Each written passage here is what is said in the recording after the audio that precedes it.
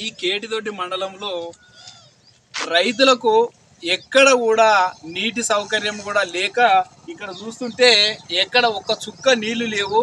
రైతులు పిరం పెట్టుబడులు పెట్టుకొని నాట్లు వేసుకొని మసాలాలు వేసి నాట్లు వేయడానికి రైతు బంధు కూడా రాలేదు. రైతు బంధు వేస్తామని చెప్పి ఇంతవరకు రైతు బంధు వేయలేదు. ఈ దోపిడి ప్రభుత్వం కాంగ్రెస్ ప్రభుత్వం రైతు బంధు ఎవ్వరికి కూడా రైతులకు రైతు బంధు రాలేదు. మరి అదేవిధంగా 2 లక్షల రుణమాఫీ అని చెప్పి 2 లక్షల రుణమాఫీ సగం మందికి వేసి మిగతా మందికి మొత్తం ఆపేసడం కూడా మనం చూస్తూ ఉన్నాము. ఇది రైతు రాజ్యం కాదు, రైతులను వేధించే దోపిడి రాజ్యం ఈ ప్రభుత్వం. ఇక్కడ కూడా కేటిదొడ్డి మండలం వెంకటాపురం కానీ ఇక్కడ ఉన్నటువంటి నందిన వరకు లాస్ట్ ఆయకట్టు ఉంది. చుక్క నీళ్లు లేక రైతులు తీవ్ర ఇబ్బందులు పడతా ఉన్నారు. ఇప్పుడు రెండో కాట మసాలా వేసుకునేటువంటి పరిస్థితి ఉంది.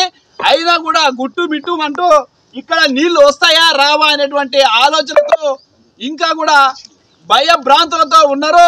దయచేసి ప్రభుత్వ అధికారులు, ఇరిగేషన్ డిపార్ట్మెంట్ నీళ్లు వస్తాయా రావా తక్షణమే మీరు సమాధానం చెప్పాలని చెప్పి రైతుల పక్షాన టిఆర్ఎస్ నాయకులు మేము ప్రశ్నిస్తున్నాం.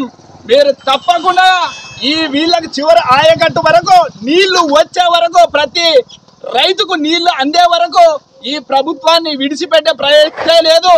తప్పకుండా ఈ రైతుల పక్షాన మేము 100% పోరాటం చేస్తామని చెప్పి తెలియజేస్తా ఉన్నాం.